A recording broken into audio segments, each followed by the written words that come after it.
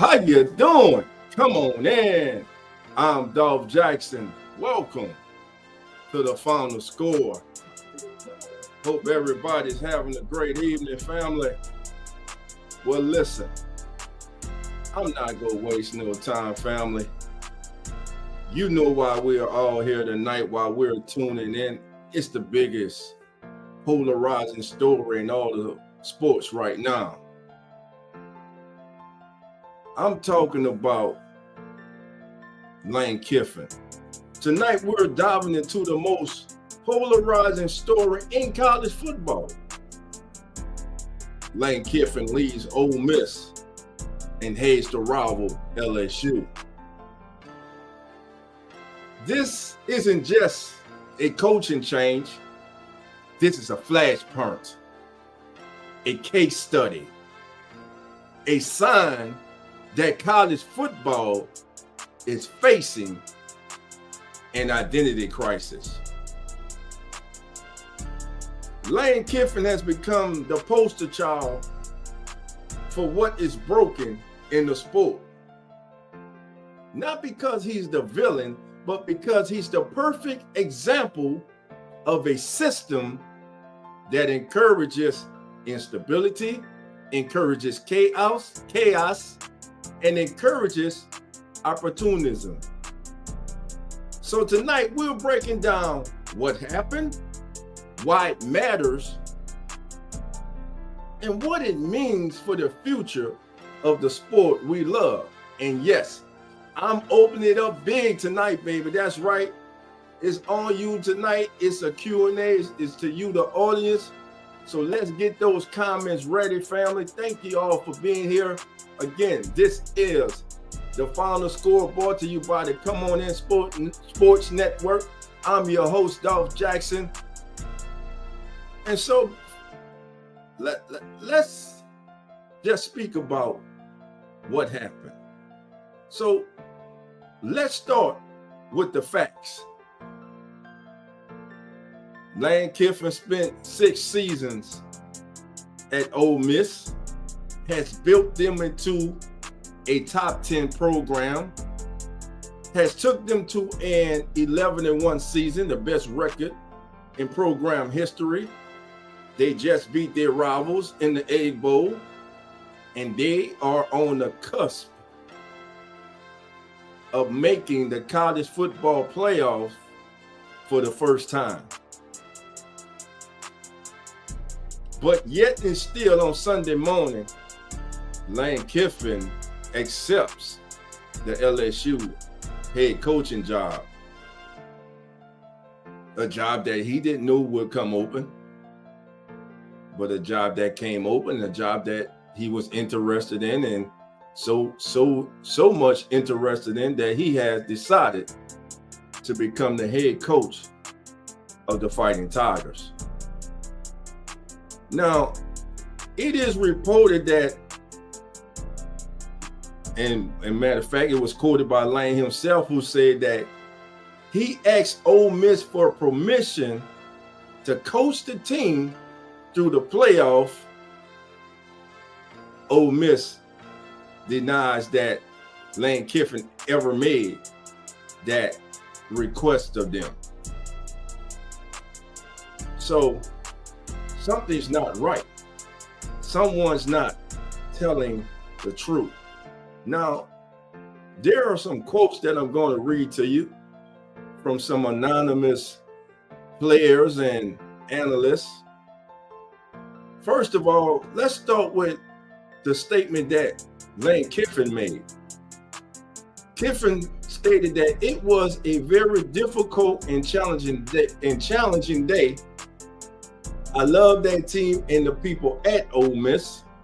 I asked to coach them in the playoffs, but the decision was made, and I respect it. Again, Ole Miss denied him when he supposedly asked to coach the team in the playoffs. Now, here's a quote from one Ole Miss player. Again, this is anonymous. This player, let's call it player one, says, We never had a meeting where we told him, speaking of Coach Kiffin, we wanted him to coach the playoff game. That never happened. Some of what he's saying just isn't true. We're not done. Here's another quote from a player. People got to stop acting like we begged him to stay. He was leaving regardless. The writing was on the wall. A third Ole Miss player, here's a quote is, "It's the lies that bother us," speaking about the team.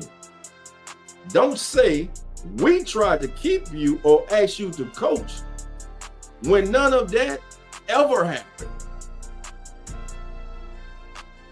There's a miscontent somewhere. There's something that's not adding up. Now, why Ole Miss has denied Lane Kiffin request or supposedly request to coach the team in the playoff,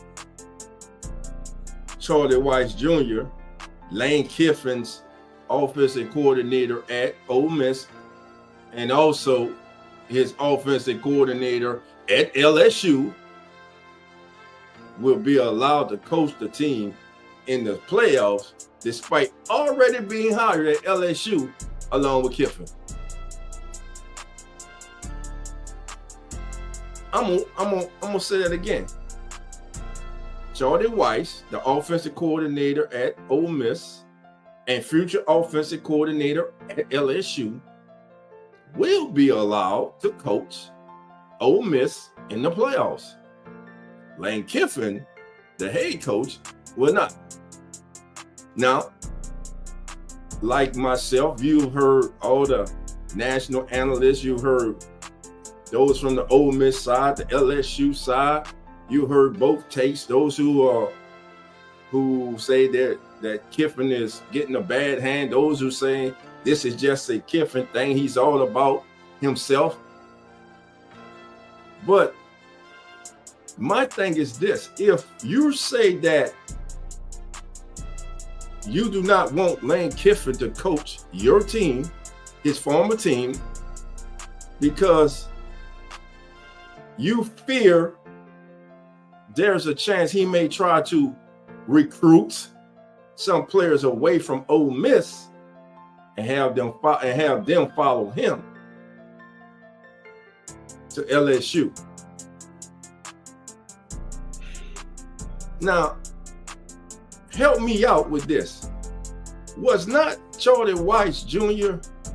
the offensive coordinator?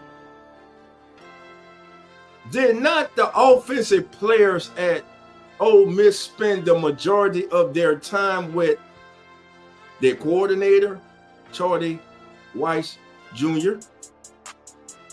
So what stops Charlie Weis Jr. from recruiting some of his players from Ole Miss to come to LSU? In case there's a kid that walks up and, "Hey, coach, what you think about why you really went to LSU?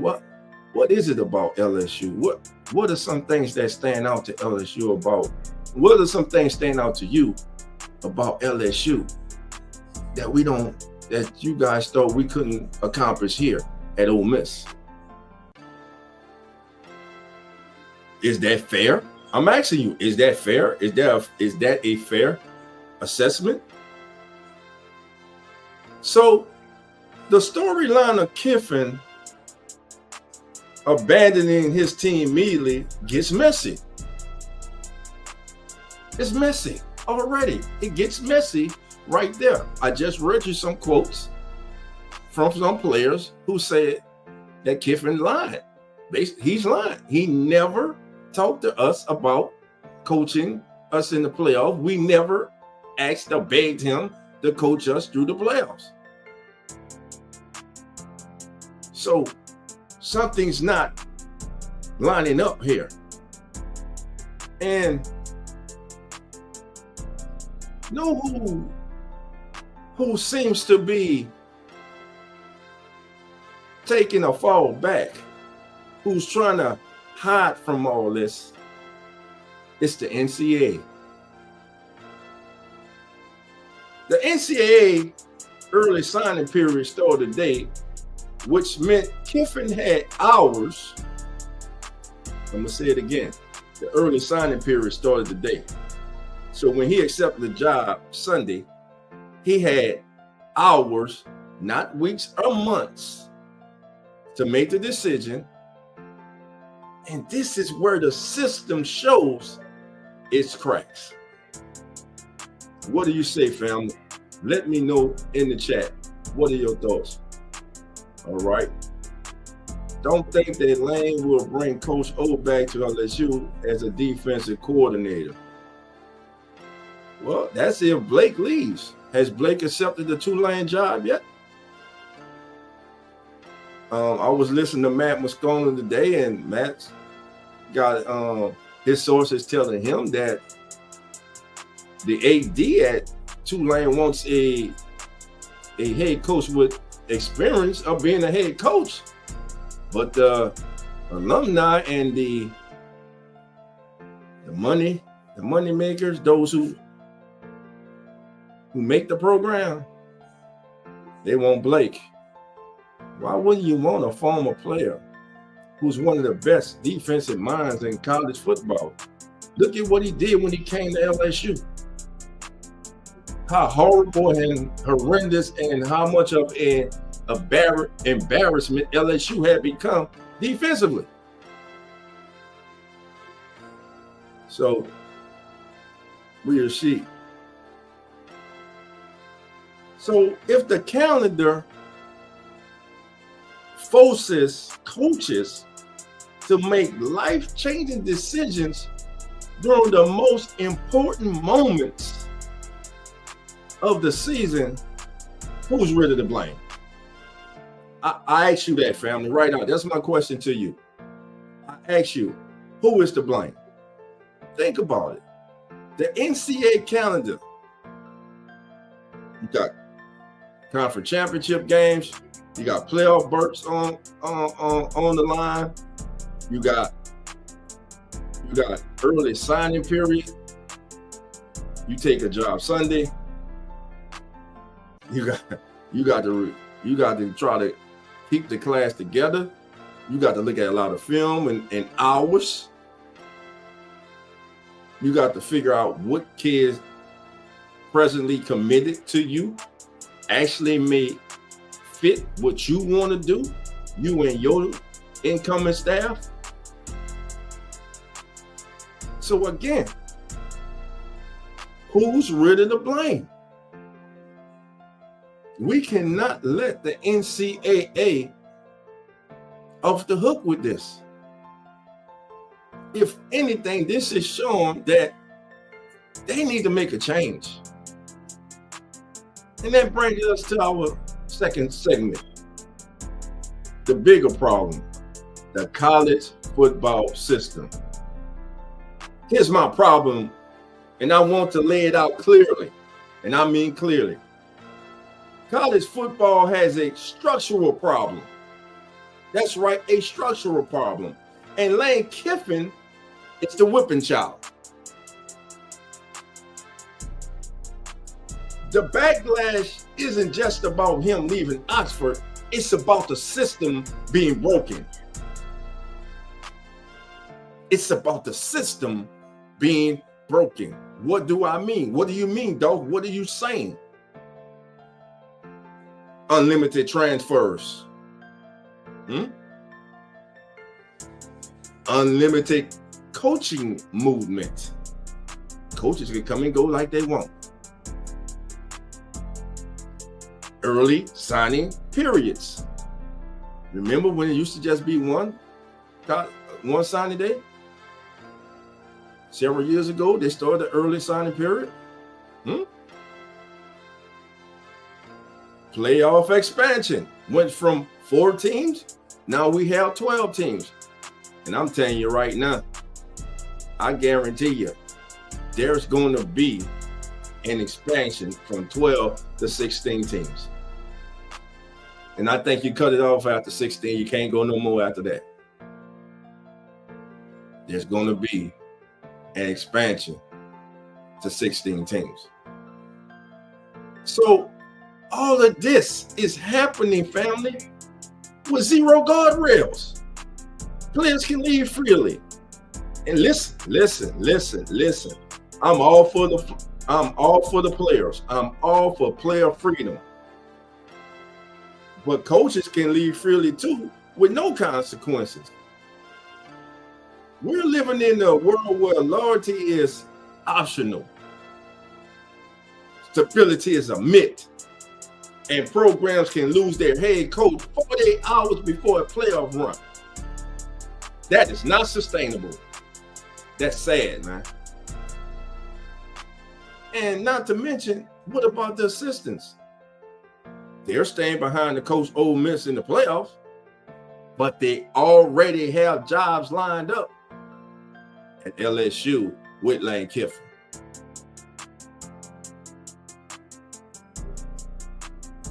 So if the concern, as I stated earlier, was tampering or recruiting players to LSU, then how does that make sense? I'll wait. How does that make sense?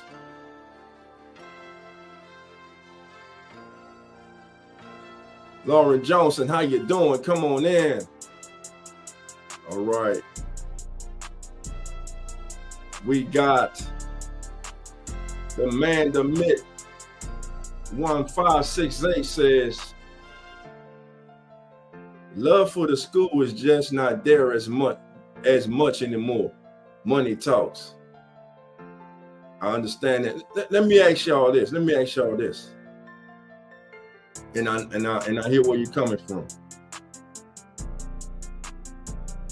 When did a kid choose to go to a school to play football simply for the school? Think about this. Think about what I'm saying. This for all my old heads out there, because I know a lot of old heads think like that. When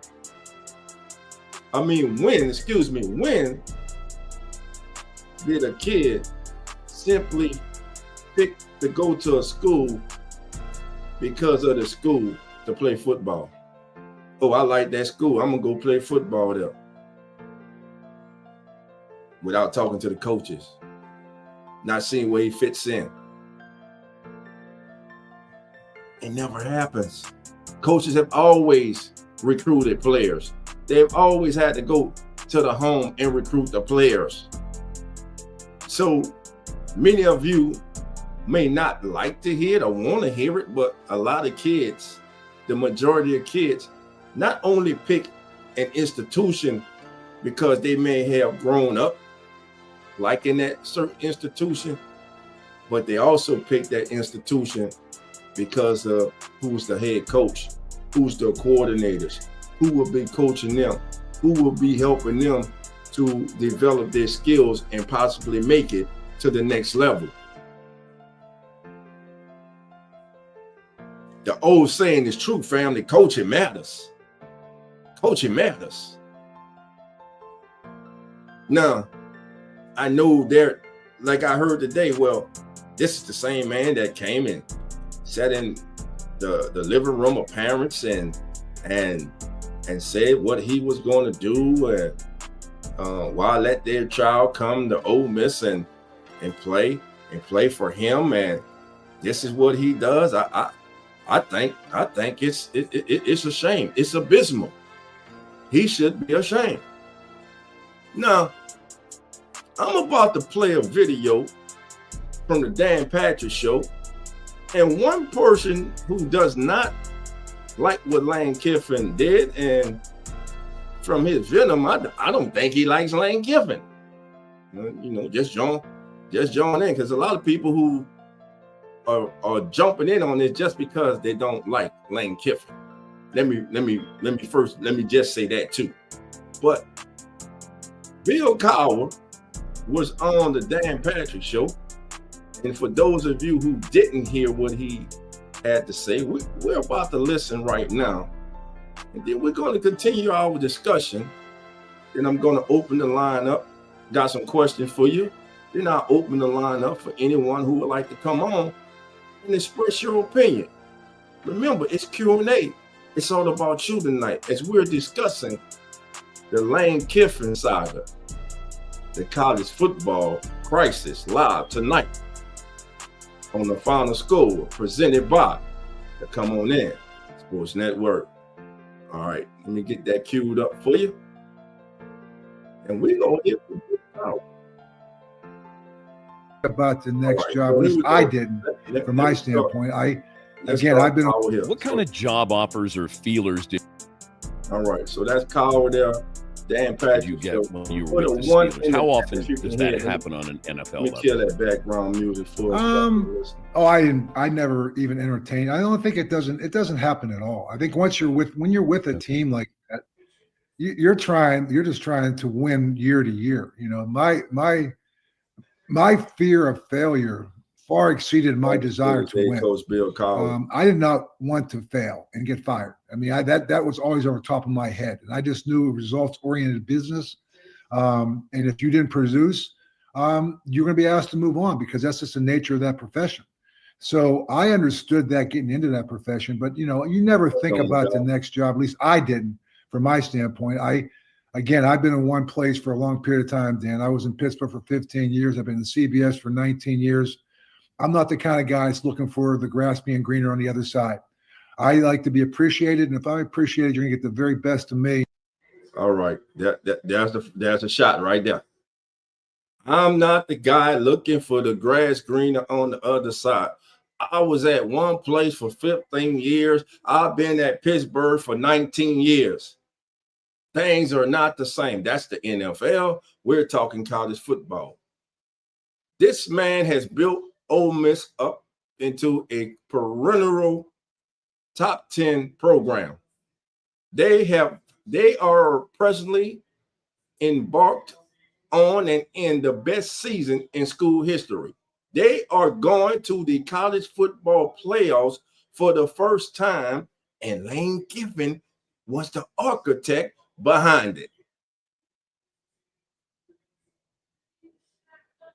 Pittsburgh's only had 3 coaches in my lifetime. Cowher, Tomlin, and Chuck Noll. That's not common around the NFL. And what he is saying is looking for grass green on the other side is payday. You getting money. He was getting money. He's getting paid good at Ole Miss. LSU's paying too. It ain't the money thing. Ole Miss had money too.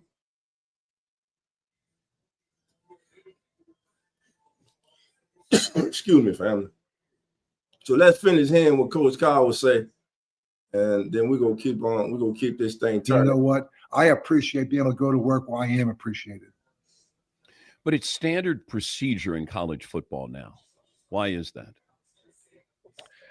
I don't know. I go back. I think it's the lack of structure that the NCAA has right now in terms of these timetables, in terms of the pool, the transfer portal that takes place, allowing coaches to leave before they're end of their contracts to go to other places. It doesn't happen in the NFL. There's a very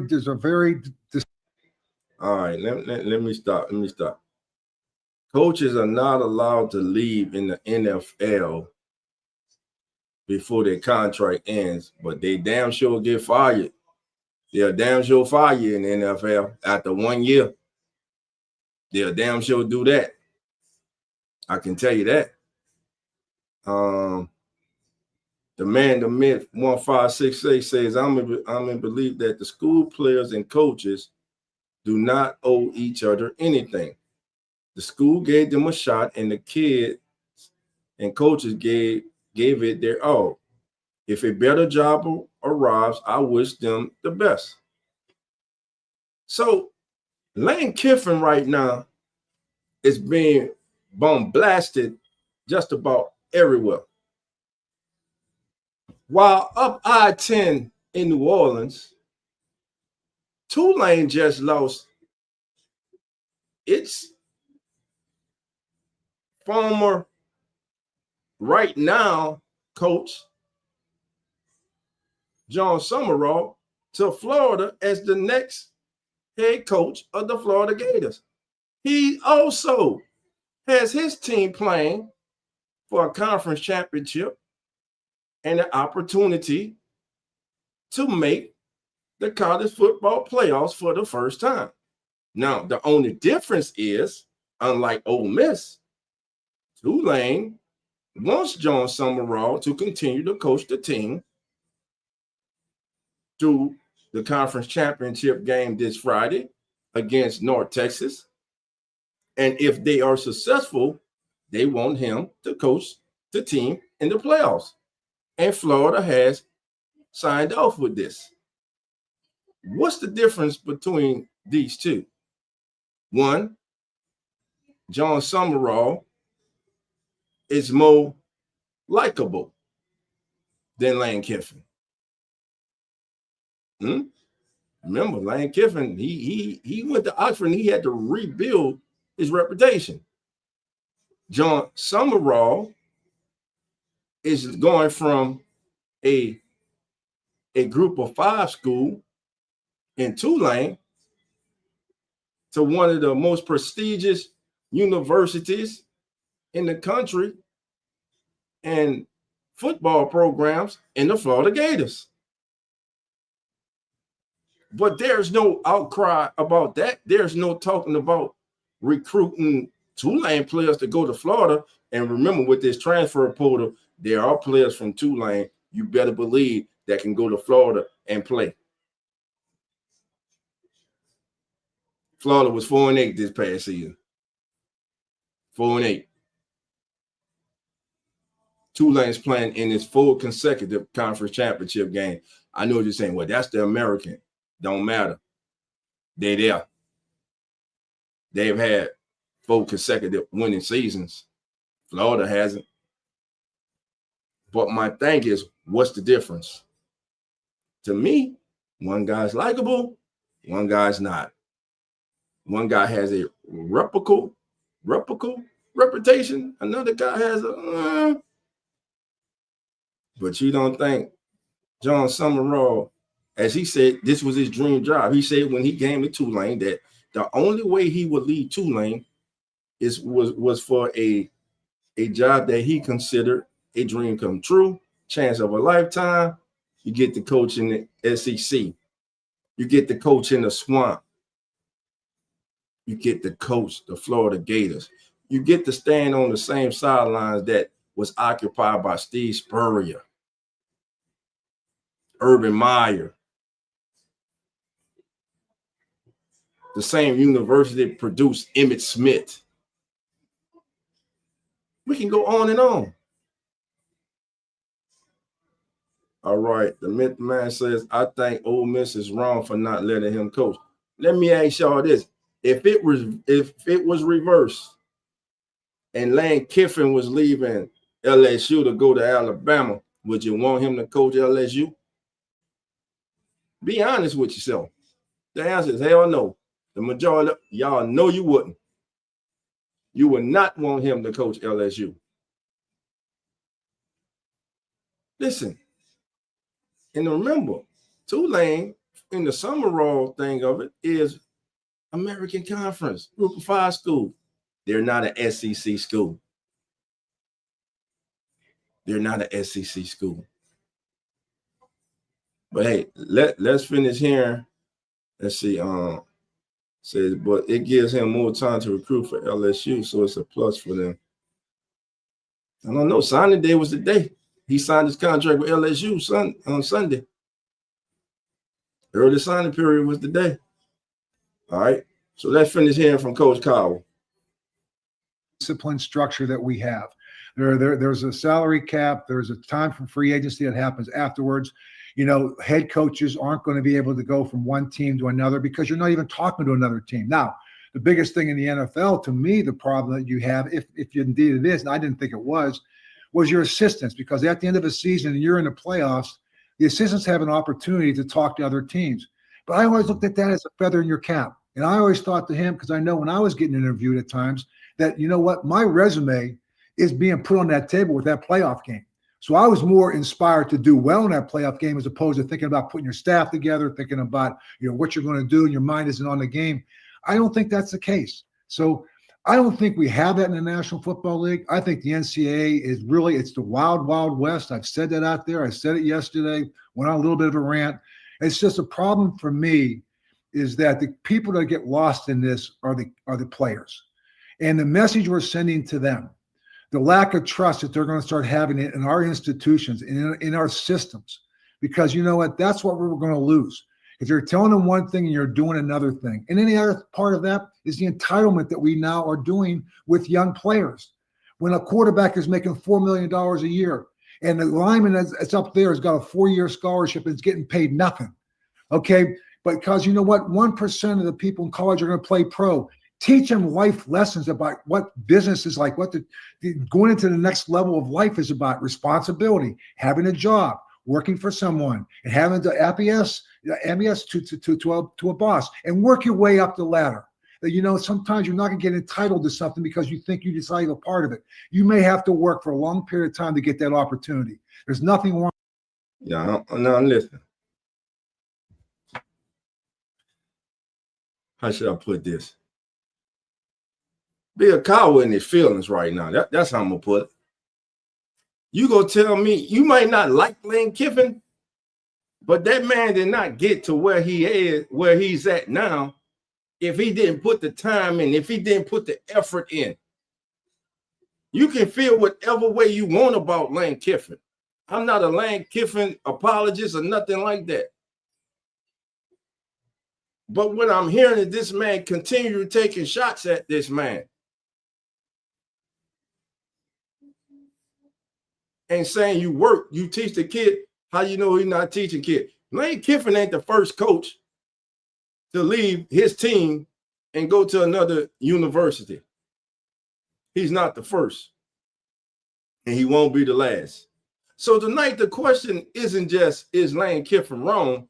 The question is, are we okay with a college football world where nobody stays, nobody waits, and loyalty is a thing of the past?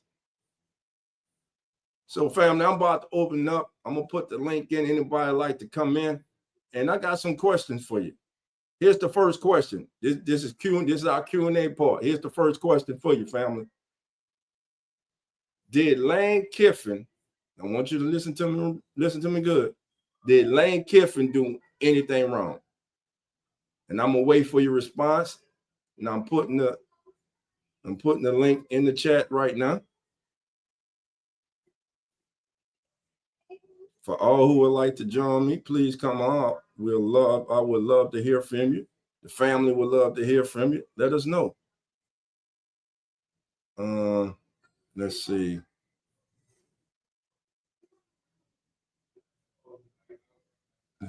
All right, the link is there. And again, the first question tonight, family, is this. Did Lane Kiffin, in your opinion, do anything wrong? And while I'm waiting for your response to that, let's finish hearing a bitter, upset, throwing shots, Coach Bill Cowher. With a good work ethic, a degree of saying, you know what, I'm going to compete for whatever I need to compete for, because you know what, that will serve you better in life than being entitled and being handed something that really, to me, is they're too young to be given that kind of money. If you were the Ole Miss athletic director and Lane Kiffin said to you, hey, I want to coach this team in the playoffs, you would have said, you decided to go to LSU. Thank you and goodbye. What, to let you come here for the next month and talk about how great LSU is over Mississippi? You kidding me? Seriously? To even ask for that question is like, that's arrogance. That's arrogance. I think what happened there is a disgrace to the coaching profession, because I would just say this. The coaching profession is about developing young men. It's not about chasing the greener grass to somewhere else. It'd be an ambulance chaser and go, oh, I can fix you. And then when you fix that, let me go here and fix that. It's about developing young men. It's about trying to create tradition. pageantry for the institution that you work for. We had rivalry weekend we just came off of. What's a rivalry anymore? What's a conference anymore? I'm telling you, we're losing some of the very core fiber of things that we have grown up. Hey, am I the only one that does Bill Cowher sound like that old man saying, "Get off my grass, get off my grass"? Loving about college football, and we're watching it deteriorate right before our eyes. Bill on fire, man. Bill Cowher was on fire right there, baby. But again, the floor is open. The link is in the chat. First question tonight, family, is, did Lane Kiffin do anything wrong? Put it in the chat. If you don't want to come on, put it in the chat. Did Lane Kiffin do anything wrong, family? Let me know. I don't think he did. But you let your boy Dolph know. Did he do anything wrong? See what comment in the chat. See if we get in the chat here. All right, we read this one already. I think Ole Miss is wrong for not letting him coach. It gives him, speaking of Kiffin, time to recruit for LSU, so it's a plus for them. By them, you mean LSU? Okay. Let's see. All right. So the next question, we're going to keep it moving. I ain't going to hold you long, family. First question was, did Lane Kiffin do anything wrong? Did he do anything wrong? Me, myself, I don't think he did anything wrong. I just think that it's the makeup. It's the makeup and the timetable, the calendar right now of the NCAA. That's, to me, is the bigger problem right now. Why would you have early signing period during conference championship week? Why would you have early signing period during college football playoff, the expanded college football playoff, the second year of it? You went from 4 to 12. This is the second year of the 12-team playoffs.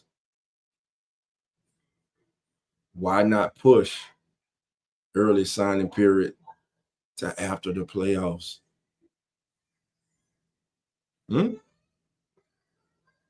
Push signing day back. Have the early signing period the day after the championship game. That's the early signing period. Then you have the regular signing period in February.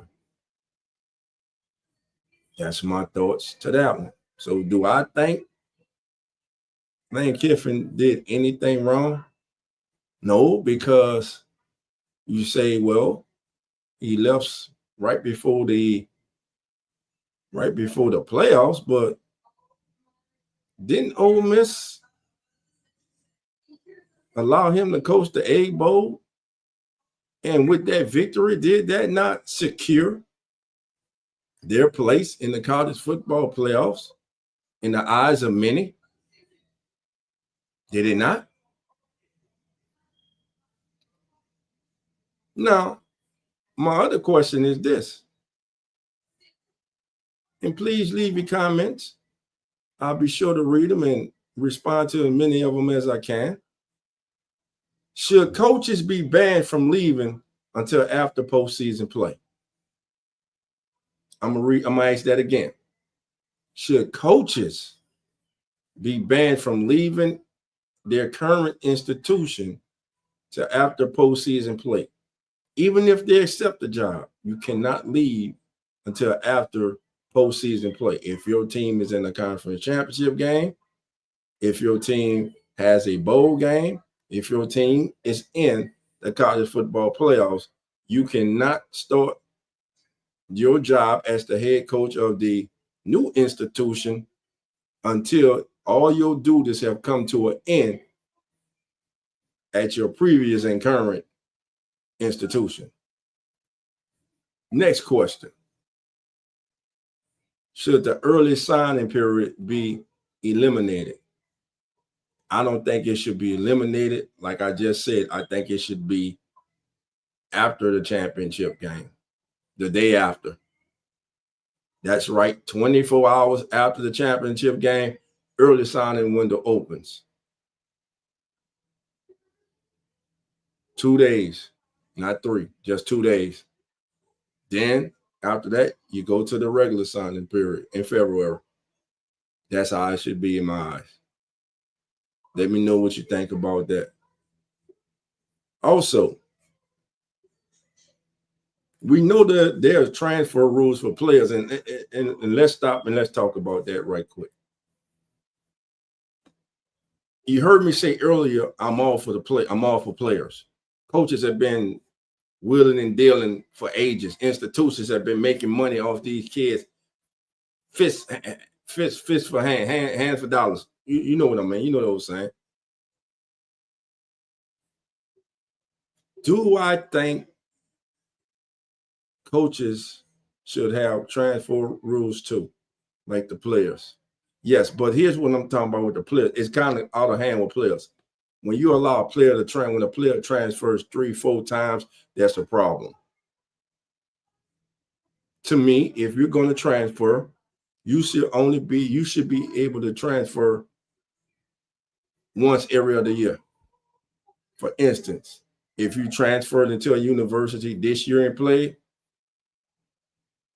and things didn't work out, that institution the way you thought they would, you cannot transfer again for another season.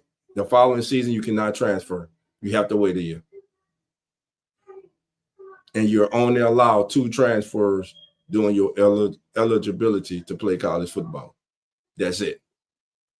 To me, that will make players make more calculated and sound decisions when deciding to leave an institution and deciding to enroll and play football at another institution. So again, should coaches have transfer rules like a 1 move per 2 years rule, which I just basically said? Should coaches have that same rule? I think it'd be good rule for players, but should coaches have that too? And our fans, we as fans, we, the national media, we, the content creators, we, the just lovers of college football, are we overreacting, or is this betrayal? And what does this mean for Ole Miss future, for LSU's, for college football as a whole? Drop your thoughts. I want to hear your real, raw reactions to this saga. So, family, tonight was real, emotional, honest, and that's exactly what college football needs. This sport is changing fast, and we need to talk about it.